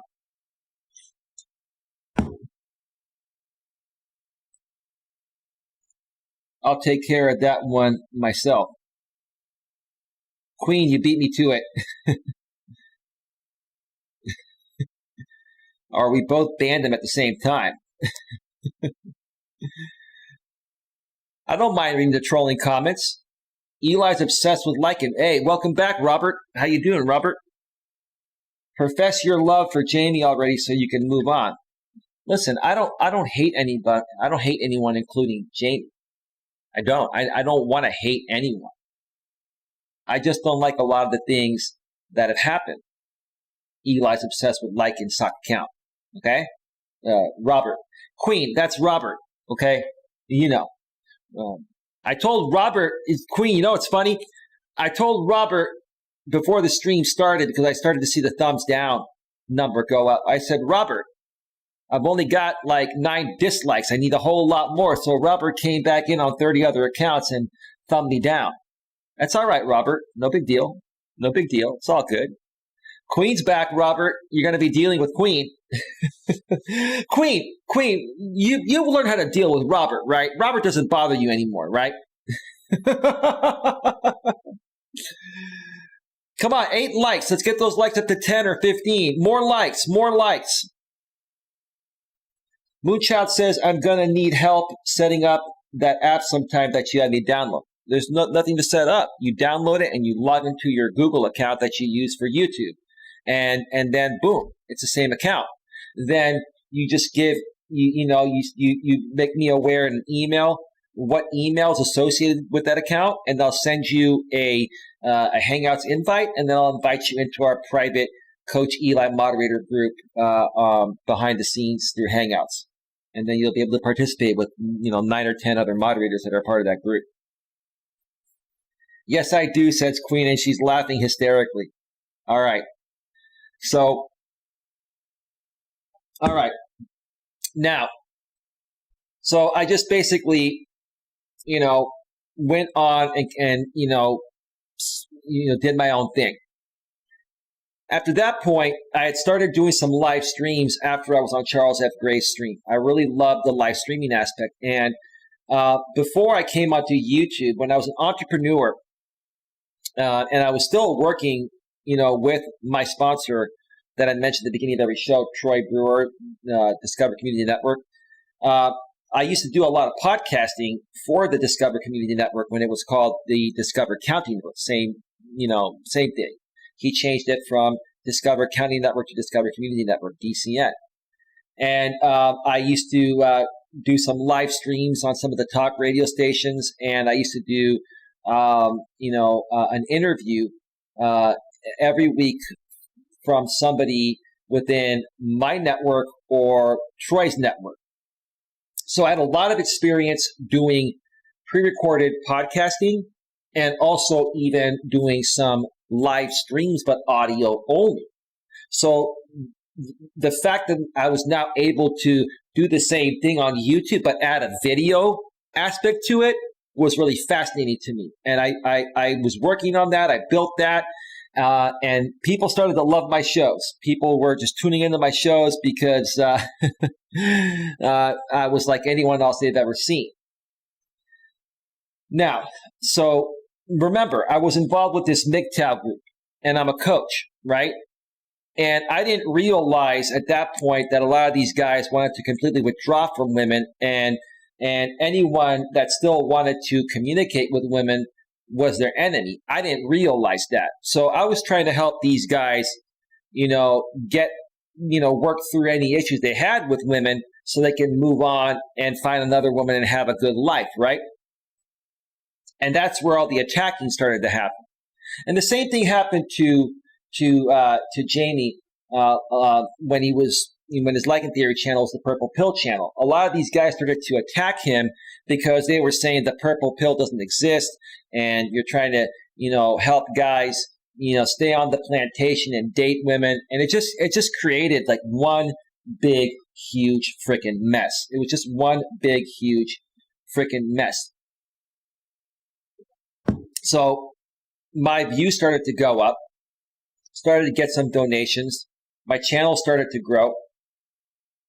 Then some other guy came into the scene by the name of J.D. Gunner, who started doing all these crazy things to me. He started to simulcast my live streams. He started to dissect all of my pre-recorded videos I would do. Because back in those days, I was not only doing a live stream every day, I was doing a pre-recorded video every day as well. And J.D. Gunner built an audience of Coach Eli haters that were a part of the MGTOW community that didn't like my message. And what JB would do is I would put out a pre-recorded video, and 2 hours later, JB would do a live stream to critique my entire video, whether it was 20 minutes, 30 minutes, or an hour. And he would have all these guys there, talking smack about me. He would talk smack about me, and they would pay him donations. Okay? And that went on for a while. Next thing you know, Jamie starts to see that J.D. Gunner is making money in that way, and JB built his audience off of Coach Eli haters. And the reason why they became haters of mine was because they thought I was trying to come into the MGTOW community to try to convert men back to, loving women and dating women and marrying women. That wasn't the case. I was just trying to help people in any way possible. And I didn't even know what I was up against. And once I realized that that's who these guys were and what they're all about, I try to withdraw, but these guys don't stop. They don't stop because they're insecure, they're immature, and they're angry and they're bitter, and they want to do whatever they can to try to kick guys down like me, even if I back away from them, right? So Jamie saw that JB was making lots of money doing this. So what did Jamie start doing? He copied JB.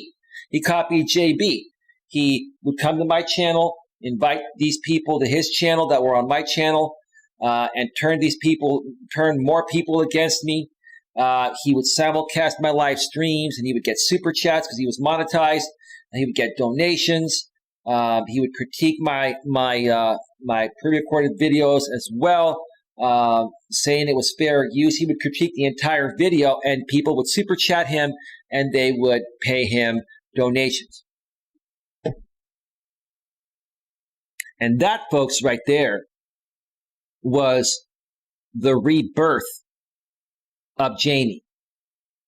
Now, I'm going to step away and take another break before I finish the story because it's a lot to share and I want to rest my voice a little bit. But at this point right here, see, Shangy, you were trying to share this story last night. I heard not all of your stream, but most of the relevant parts, and you didn't share everything. And you didn't say it exactly as it was. I'm sharing it exactly as it was because I lived it. Shangy, one of your friends, Stravestein, said that Jamie built his audience off of Coach Eli and his haters and all that. That's 100% true. That was 100% true. But you didn't share everything, and I'm going to fill in the missing blanks here throughout the rest of this show. But at this point, Jamie started to see, wow, I'm getting new life into my channel. My channel was barely getting 50, 100 views per video. Now I'm starting to do live streaming because I saw what Eli and JB Gunner are doing, and I'm going to combine that, and I'm going to not only start live streaming, I'm going to do what JD Gunner is doing. I'm going to attack Eli, and I'm going to critique his content and basically turn people against him or people that he bans. I'm going to invite them to my channel, and then we're going to talk smack about him, and I'm going to get paid doing that. That was the defining moment right there that started Jamie off on the path of where he's still at today. And in my opinion, desperately trying to hold on to that drama audience because that's what turned things around for him, or at least he thinks that's what turned things around for him. And maybe to a certain extent, it did save his dying channel. He started to make money again and started to make more money than ever. The point I'm trying to make, how long is that going to be sustainable for? How long is that going to be sustainable for? That's the question. Think about that while I take my next and final break before I come back and finish the rest of the story before I get on out of here. We are at 1 hour and 27 minutes. Let me check the Facebook side of things. We're looking good. Got 15 people on YouTube. At least that's what it shows me here on my end. Let me cue up some more music here. And then I'll come back and wrap this up. I really felt the need to share this story because I want you folks to learn from it. I want you folks to hopefully go down a better path and create something more sustainable long-term initially than going through what this guy has been going through and not realizing that this is all going to come crashing down. And it's getting there. And I'll get more into that, when I get back. It may last Jamie another 6 months or a year, maybe 2 or 3 years. But at what point is it going to be gone? It's not going to be sustainable long term. How much longer can he live the life he's living? I'm going to share more about the life he's living. He hardly leaves his place. I've heard he doesn't even shower for a week at times. And when he runs streams for 5 to 8 hours. Like, I used to run streams that long occasionally in the past, but I don't do it anymore. How in the world does this guy have that much time to run 5 to 8 hour drama streams? Drinking streams, getting drunk on his newly monetized channel especially. That's supposed to be advertiser friendly. I'll share more about that when I get back from the break. So let me cue up some royalty-free YouTube music.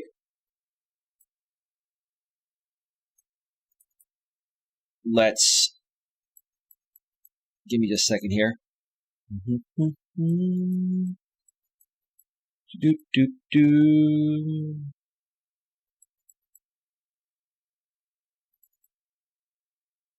Okay, that's 2. Let me see here.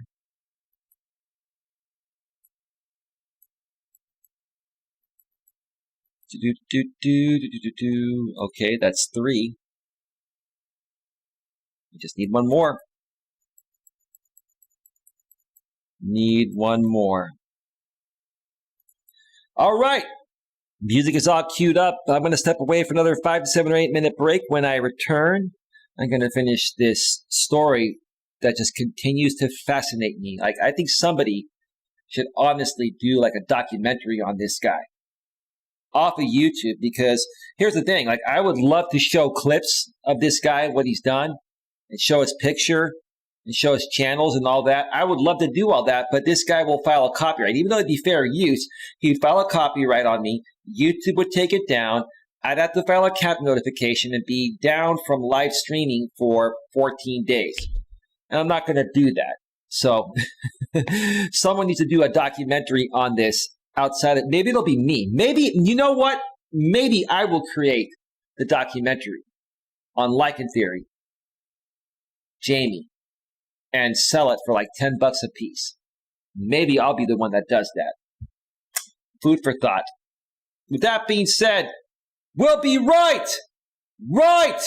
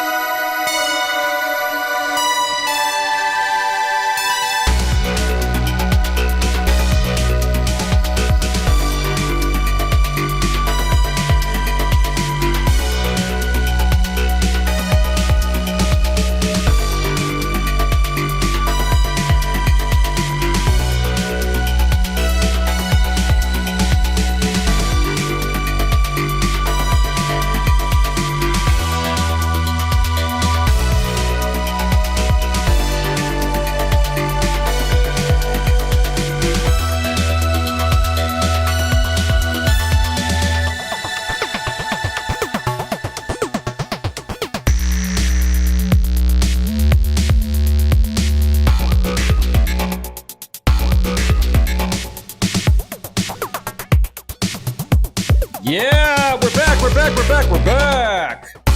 Oh, I feel energized. I have some great ideas. Wow, the light bulb just went off. This is good. This is going to get real good.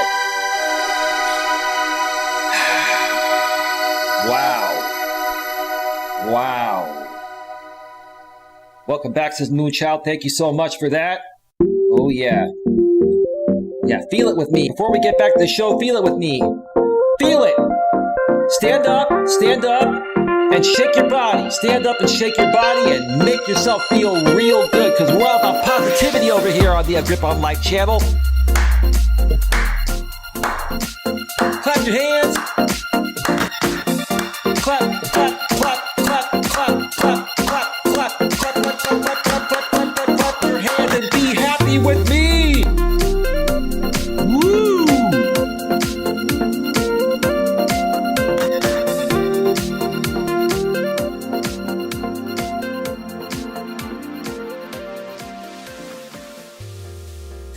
Wow, Coach Eli exudes so much energy. Whew, got to save some for the show. There's still a good part to go here, a good bit to go. A little coffee.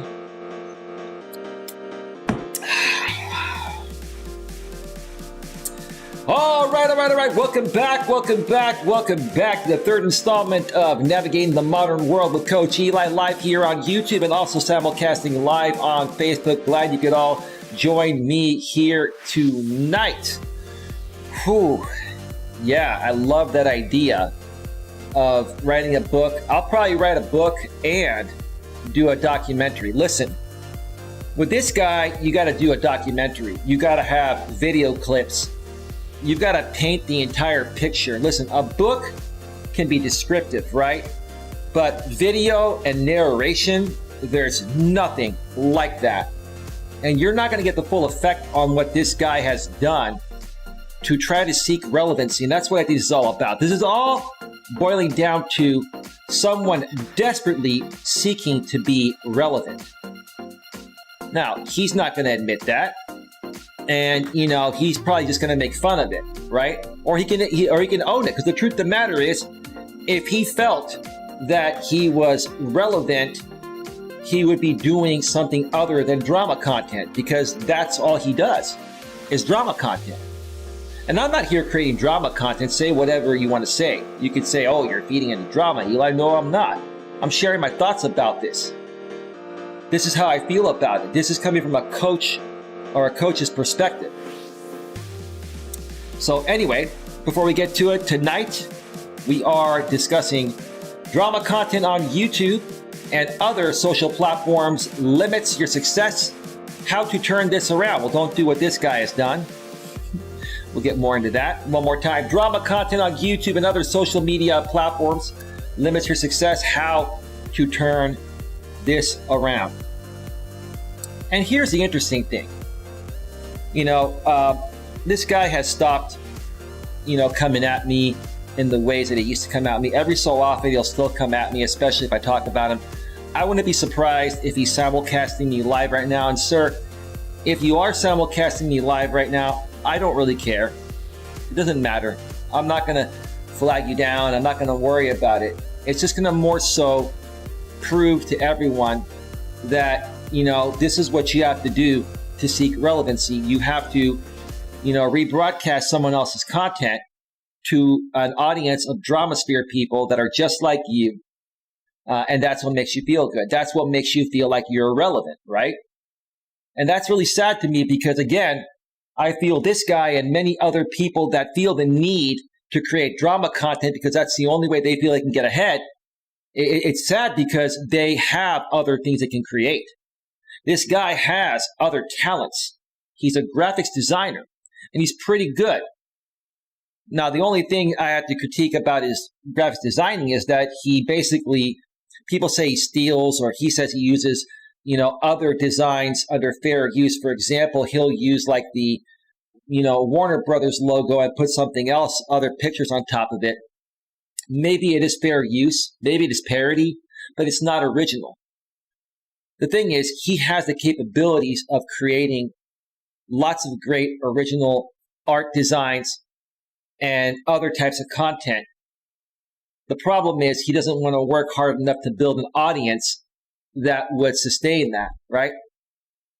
He's used to making the money he's making now with the drama content. He's going to keep doing that for however long it lasts, and he thinks it's going to last forever. But no. These types of things, dude, are not sustainable long term. They're not sustainable long term, and they're all going to come crashing down. But I was thinking while I was on the break that I'm going to do a documentary, at least a documentary on this guy. It's within my legal rights to do it. Many people have done documentaries on other people. I'm going to actually create a documentary on him. It's going to take me a long time. It may take me a year or two to put it together. I'm not going to promise this documentary in 3 months, in a year, 2 years. What I'm going to say is I'm going to start working on it, and when it's done, it's done. But I can tell you it's going to be good. It's going to paint the entire story with actual video clips under fair use. And it's going to be on my own self-hosted platform, so this guy can't wrongfully flag me down for copyright. I'm not going to put it on YouTube, obviously, because he'll just flag it down for copyright, right? So I'm going to do this the right way. What about the people doing it for free? What are you talking about when you say, what about the people doing it for free, centuries of the century? Be more specific. I'd be happy to answer your question. Be very happy to answer your question, actually. So let me know about that. Folks, please get those likes up. We got 8 likes. I'd like to see 15 to 20 likes before the show is over. It's real simple to just click on the like button and help me out because, I'm getting a lot of thumbs down. Obviously, there's a group of people that follow this guy and some other people that intentionally thumb me down because they don't like hearing the truth. But that's okay. That's okay. Get those thumbs up. Get those thumbs up. So anyway, yeah, like I said, I'm going to create this documentary, and it may take me a year or two to create it. And when I do put it out there, it will be self-hosted, and it will be under a paywall, and it will probably cost about $9.99 or something like that. I'm going to figure it out at that point. And of course, people are going to screen record it, and they're going to try to put it out on YouTube, and I'll be looking for duplicate copies of it, and I'll be flagging it down for copyright. I know they're going to play the game with that. But here's the thing. It doesn't matter if this small group of people even, try to view it for free. What matters is the entire world is going to see this story. It's a very fascinating story about a grown 35-year-old millennial, the typical millennial. This is the typical millennial story right here. This guy redefines the typical millennial that came from, I don't know if I would say a broken household, but came from an awkward family of where he wasn't raised in the traditional way that a little boy would be raised. Again, his mother wears the pants. His father is more of a submissive, feminized type of man. No disrespect. Those are just facts. And it's confused him. And it's put him out here in this world to fend for himself and try to figure things out. And rather than trying to create something positive, for himself with his talents, he succumbs to drama because that's what he relates to, and that's how people relate to him. And that's what he focuses his energy on. It's pretty sad to me. It's just really, really sad to me. So anyway, to continue the story.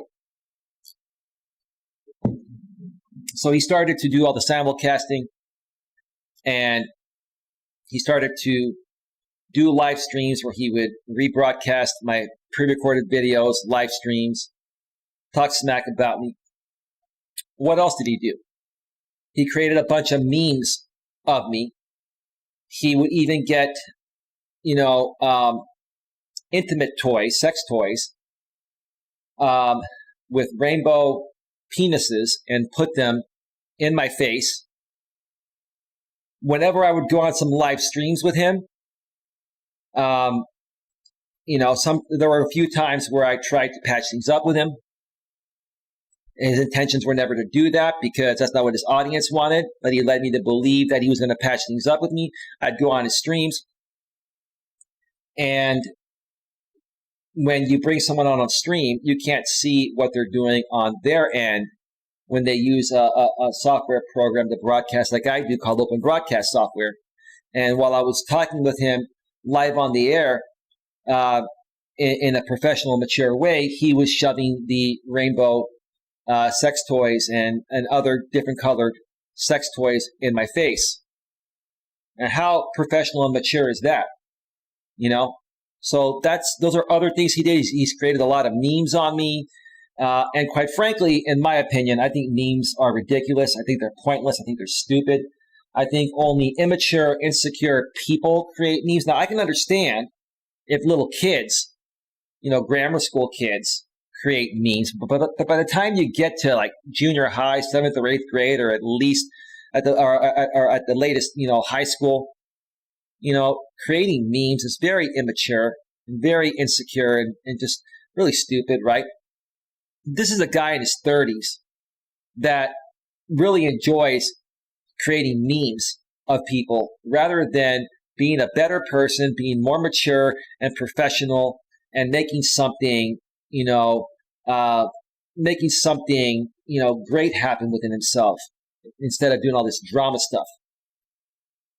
Let's see, Centuries of the Century. There are at least 100 different people that I know of that believe you are a fraud, no disrespect. Well, that's their opinion. That's their opinion if they think I'm a fraud. Let me ask you this, Centuries of the Century. Do you think I'm a fraud? And your answer is going to decide whether, you stick around here or not. Because if you think I'm a fraud, then you shouldn't be allowed to chat here. And I'm not going to allow anyone to chat here that believes I'm a fraud. You're entitled to your opinion, but why would you want to be here hanging out with someone that you think is a fraud?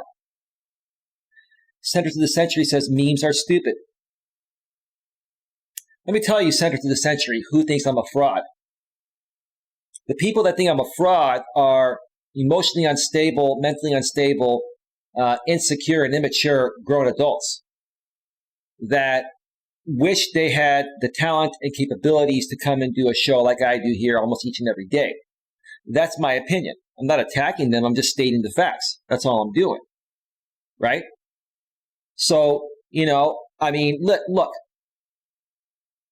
in every aspect of life, you need to have an audience to be successful, right? And there are always two sides to, each audience, right, that a person has, right? You're going to have people that don't like you, and you're going to have people that like you, right? People that don't like you for whatever reason are going to say whatever it takes to kick you down, call you a fraud, call you ugly, say that you're stupid, do memes on you, do all this crazy stuff, right? And all they're doing, Centuries of the Century, is projecting their insecurities. They're projecting onto me how they see themselves, right? And I'm secure enough within myself to understand that to the point of where it doesn't bother me. It doesn't bother me one bit, but I can speak with it passionately and maturely here so you folks understand where I'm coming from. Does that make sense to you? So yeah, you're entitled to your opinions, right? And for people that feel I'm a fraud, that's your opinion. If you come here in my chat and call me a fraud, I'm going to ban you. Why should I keep you around if you don't like my content? Right? Why should I? I want to deal with people that believe in what I do and want to better their lives, just like I've done to better my life over the last 47 years. So that is that. But great question. Centuries of the Century says, I have no opinion on the matter. I've never used your service to form a true opinion. Okay, that's cool, man. Hey, I respect that. It's not a big deal. It's not a big deal. You're enjoying the conversation and you're contributing. And to be quite honest with you, I've enjoyed having you around the past couple of days. I wish I knew who you were, but that's okay. Maybe one day I'll figure it out. Maybe one day you'll share. Who knows? So, to continue moving forward with the story, So Jamie rebranded his channel from the purple pill to Lichen Theory. He called it Philosophy and Commentary, right? Philosophy and Commentary was not the right name for it because he was a drama channel that was simulcasting me and doing, live streams where he would, replay my pre-recorded videos and critique them to an audience that, I removed from my channel because they didn't like my content. And Jamie went there and picked up the pieces and realized, okay, I can create an audience of Coach Eli haters, and then I can just rebroadcast Eli stuff, right? And then basically get donations from these people and make money doing it. In essence, he was stealing from me. Okay? He's going to claim it's fair use. But whether it's fair use or not, that's not the point. The point of the matter is that he made his name off of my likeness. That's a fact, 70s of the century. You can at least agree with that is a fact. Because if he could create a name for himself and build an audience like he did without my name and likeness, he would have done it, right? And that's another thing that's going to go into the documentary. It's going to be very, very, very fascinating. I have all the footage. I have all the streams, everything, even stuff that Jamie has set to private right now. I've got that all downloaded. I've got so much content to put this together and I have great editing skills. This is going to be an incredible documentary. Incredible. Who knows? Maybe Netflix will pick it up or something like that, right?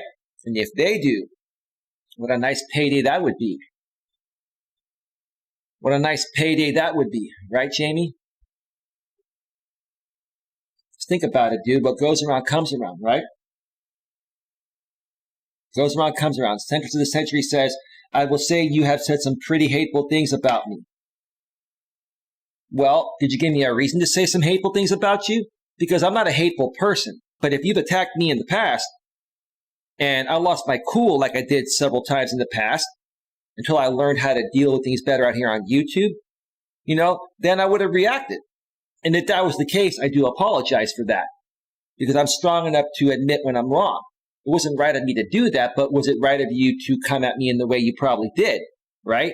Look, I don't say anything hateful to anyone unless they give me a reason to. And quite frankly, I don't really enjoy being hateful at all. I'm not a hateful person. But if you push me to that level for entertainment purposes, right, that's a different story, right? You see, a lot of these people that have made reaction videos to me based on some of these hateful things I've said in the past, unintentionally, they don't put what triggered me to say those things. They don't lead into the story on what you guys and gals did to trigger me to respond with those things, right? When I do the documentary on Jamie, I'm going to have everything in chronological order exactly the way it happened. I'm not going to leave anything out. I'm not going to carefully craft and cut out stuff. I'm going to give it to you folks raw and real. I just popped my pop filter. Give me a second.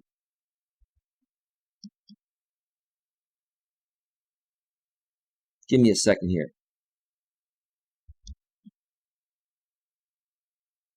I think we're good. All right, we're good. All right, Lewis Fuller, I'm back in the stream. Welcome back, Lewis. Centuries of the Century, it's been both ways, I would say. Okay. Hey, look, you're coming out and saying, hey, you probably said some things that would have triggered most people, right?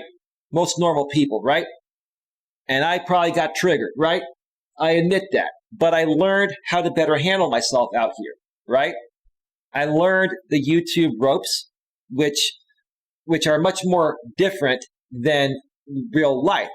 In real life, you could be a strong person like I am. I'm a very strong person, I have very thick skin in real life. But that's not good enough for YouTube. On YouTube, you have to become 10 times stronger than in real life because you're dealing with over 2 billion people visiting this platform monthly.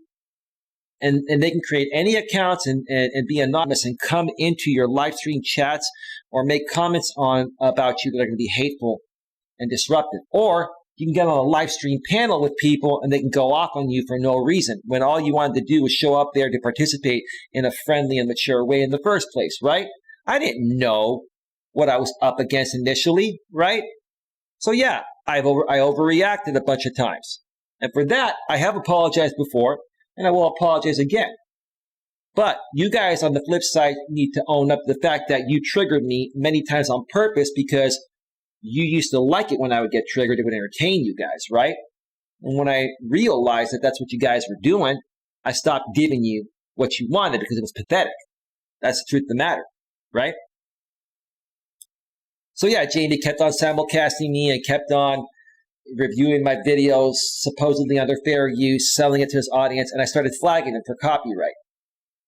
And he started filing counter notifications. And when you file a counter notification, at least back then, 14 days later, the video gets reinstated and nothing happens. Now, I've also mentioned that there's a small claims copyright court that's been approved and they're building it right now.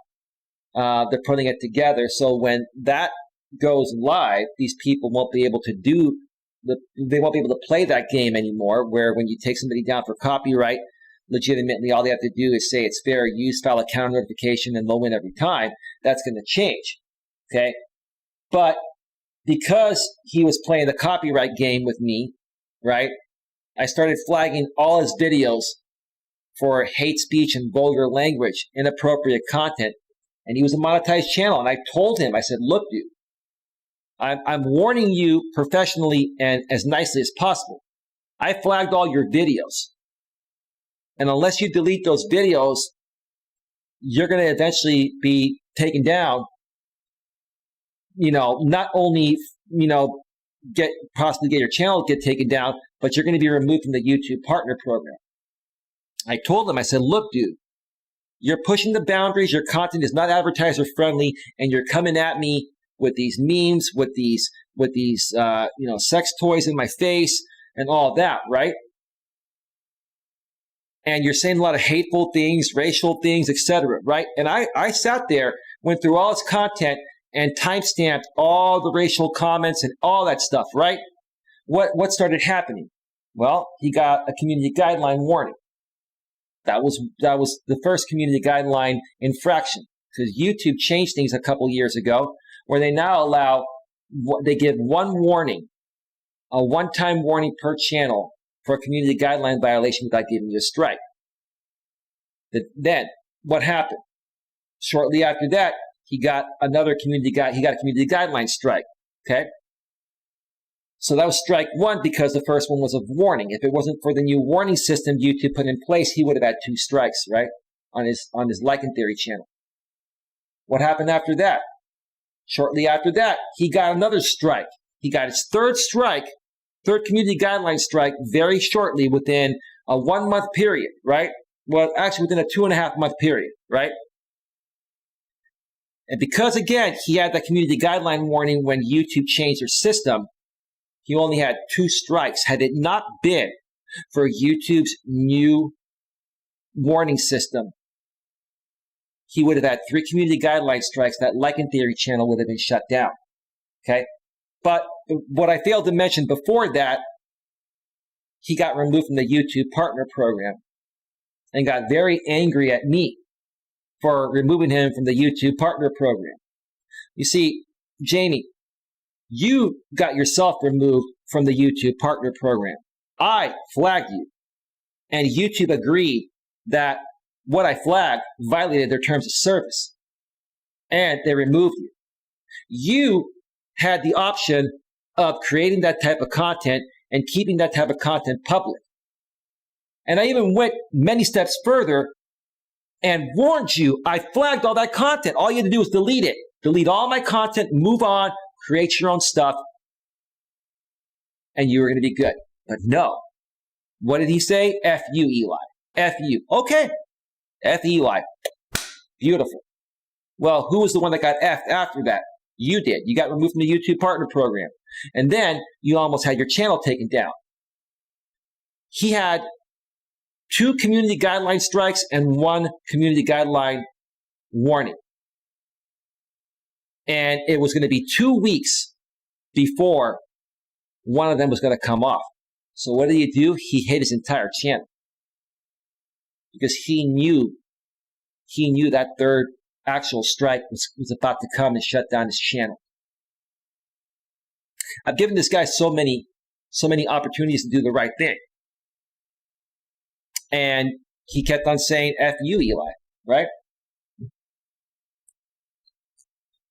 Now, to make a long story short, and to wrap this up, okay? This went on for a little while until the point of where I just said, you know what, 6 months ago, enough is enough. Just going to ignore this guy. I tried to make some deals with him. I had some content up about him over a year ago or so. I've removed all that content. I have not used any of his material. All I've done every now and then is share my feelings about what he's done, like I'm doing today. For example, purpose is to teach people not to be that way, right? And he's backed off a lot, but what he has not agreed to do is remove all that hateful content of me. He says, well, that's the history of my channel, and I don't want to delete the history of my channel. Well, dude, like you have over 100 videos of me on your Like and Theory channel. And between your other 2 channels, if we add that, there's like over 140 videos of me using my name or my content, using my name in your title or my content in the video between your channels, 140 plus pieces, right? If that doesn't say it for you that this guy basically, built where he is today on my name and my likeness, I don't know what else is going to say that. And I'm not saying that to complain and I'll move past it. I'm saying it because this is what this guy has felt the need to do to feel like he's relevant. Because if he felt that he could be relevant in any other way on his own by creating his own content, by focusing on his graphics designing, by talking about other topics and sharing his opinions without having to create drama streams, he would have done it, right? This is the only way that he feels he's been able to make a good amount of money and feel like he has some relevancy to a certain group of people. Well, see, Jamie, you do have relevancy to a certain group of people. That's a group of people that's exactly like you. A group of people that is a bunch of grown adults in their 20s, 30s, 40s, 50s, and beyond that are very insecure, immature. Some of you are emotionally unstable. Some of you are mentally unstable. And I'm saying that as professionally as possible. Like attracts like, right? So you found comfort in that, and that makes you feel like you have some relevancy. When the truth of the matter is, you're not being yourself. You're being something that, you are forced to be because it's giving you a false sense of accomplishing something. It's giving you a false sense of relevancy. That's the truth of the matter. Got to run. It's been real. Pacific Mountain Time out. All right, dude. Have yourself a great one. Talk to you later. Thank you for stopping by. I appreciate it. I appreciate that. Take care. Still some time to get the likes up, folks. Got 8 likes. Get those likes up. Get those thumbs up. And then leading to this day, or yesterday, a few days ago, the guy got monetized on his secondary channel, like I mentioned earlier. And you figure that he would take monetization much more seriously this time. He realizes why he got removed the last time, right? And you figure, okay, he'll take his art channel more seriously. That's what he does for a living. He's a graphics designer. His brand is Punksthetic Art, right? His channel's about art and entertainment, reviewing movies and talking about art and entertainment type of stuff. But what does he do, like I mentioned earlier in the show? He gets so excited he's monetized again and wants to get those super chats so bad that he brings his Dramasphere audience from his Like and Theory channel to his Punksthetic Art channel and does a hate and bashing drama stream drunk stream on his newly monetized channel.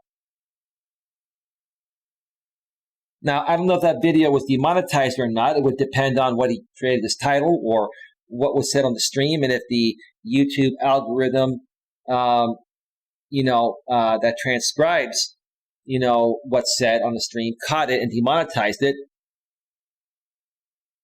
But I'll say this. What's he going to do with that monetized channel? How's he going to make money off that channel?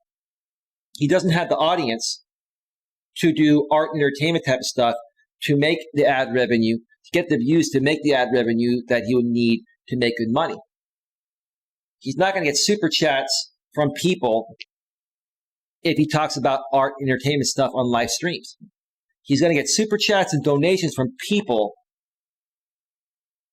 that are drama people from his other channel's audience that are just looking for any platform to be a part of a hateful and drama type of stream, because that's what these people relate to and that's what makes them feel better. I'll make a prediction right now. It's January 31st, 2021. I'll make a prediction that the Pathetic channel will be demonetized. If not by the end of summer, definitely by the end of the year. I don't think this channel is going to sustain monetization if it continues doing these drama streams that have nothing to do with the channel. And maybe Jamie knows that. Maybe Jamie's just trying to get as many super chats, while he can. Maybe he has accepted that. But even if he's playing that game, what's that going to do for his future? Dude, why don't you build for your future? Are you going to be a drama king for the rest of your life? Are you going to behave like a 10-year-old for the rest of your life? You're 35 years old. You're a grown-ass man. And you behave like a 10-year-old or even younger, right? Is this the way you want to live your life for the rest of your life? And again, I've heard this guy in his new, he finally moved out of his parents' place, last year, about 3-4 months ago. He bought himself a new car. He got a new sponsor that I didn't mention. He got a new sponsor that runs a fake caregiving company, and he gets paid $4,000 per month from this sponsor to attack other channels like mine. Because his sponsor inherited a lot of money from a family trust after his family members passed away. It's pretty pathetic, right? Further enabling his behavior that his parents didn't teach him properly because of the way his parents are, right? So not only did his parents spoil him, now he's got a sponsor that spoils him too. Has this guy ever really earned anything on his own? Has he really ever made anything out of himself, or has he always taken from other people? Because that's what it takes for him to feel relevant, right? Food for thought. It's a long story. I try to keep it as short as possible, but that's basically what happened. When you say, "Oh my God, what the hell, Moonchild," what are you saying? That are you talking about the sponsor? Yeah, you've never heard this story before. And you, I believe, know who Jamie is. Right. You never heard this story, right? That's why I'm going to do a documentary on this off of YouTube. I'm going to sell it because people need to see the story. People need to see the story. They need to hear the story. They also need to hear what I went through and what this guy put me through and what he cost me. Now, I'm not here to complain about it. I'm just here to share this for example purposes of what not to be and what not to do on YouTube and other social media platforms if you want to be successful long term.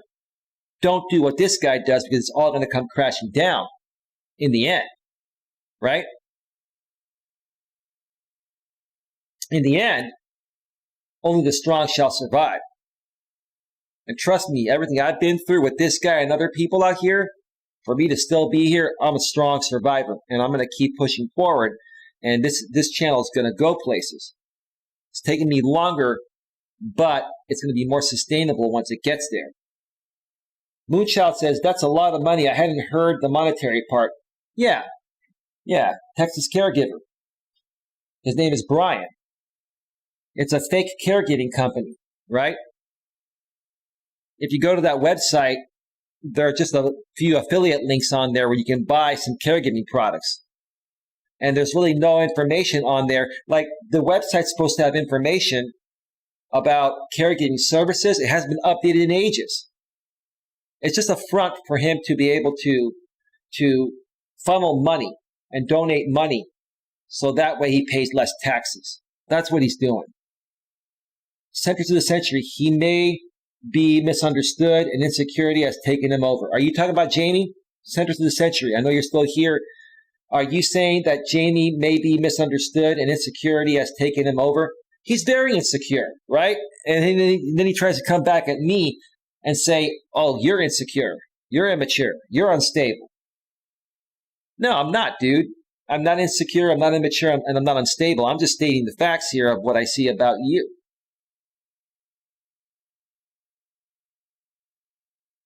So I'm just going to wait to see what Centers of the Century says.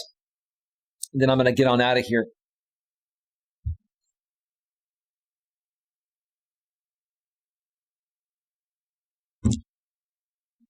All right. It's a very interesting story. And quite frankly, to me, making this documentary is not even about the money.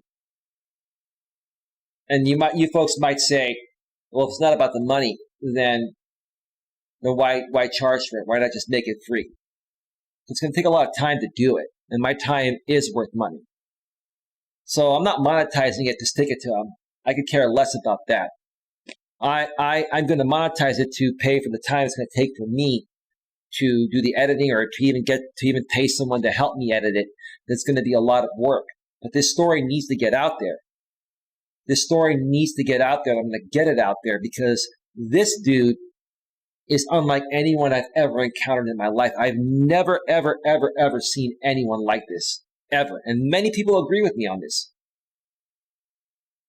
I am not able to understand the younger generation. This has nothing to do with him being the younger generation. There are a lot of millennials that are very mature and are doing the right thing. And there are some that are the typical, stereotypical type of millennial, like this guy. But this guy, Jamie, is above and beyond any stereotype of the millennial generation. This guy's in a league of his own. He is leaps and bounds beyond even the typical stereotyped millennial. But there are some good millennials and post-millennials as well. It's just this guy is unlike any other guy I've ever seen. And I'm not saying that there aren't other guys his age, past or present generations, that are as insecure as him. I've just never seen anyone come out here on a public platform like YouTube and behave the way he does publicly and put himself out there and make a fool out of himself just to make some money. And here's the thing, I'll wrap up with this. I've said it before, I'll say it again. His sponsor pretty much is about 80 to 85% of his income. If his sponsor ever stops sponsoring him, he's out of business, he'll lose his home, he'll lose his car, he'll be back home with his parents. I would not want my fate to lie on a monthly $4,000 payment from a fake sponsor that runs a fake caregiving channel with the stipulation of creating hateful content against anyone the sponsor tells you to go after. It's pretty pathetic in my opinion. Sorry you have to deal with him, Hugs. No, don't worry about it. I'm long over it. Trust me, I'm long over it. I mentioned it today as an example because I saw a couple streams last night and I saw him have another chance at monetization on his secondary channel that's completely clean and of different content. But what did he do? He brought the drama over to that side. Really, really freaking pathetic in my opinion. And it's just going to basically, continue to send him in a downward spiral. That's where I'm going to wrap up this stream here tonight at 2 hours and 19 minutes. All right, folks. I want to thank you all for being here tonight. I want to thank Centers of the Century for being here, Moonchild for being here. Thank you to Queen Helen Casey for being here earlier. Thank you to Lewis Fuller for being here earlier. And anyone else that I missed. Queen Helen, did I say Queen Helen Casey? If I didn't, Queen Helen Casey. And anyone else that I missed. With that being said, have yourselves a great night, and I'll see you all next time. Take care. Bye. Bye.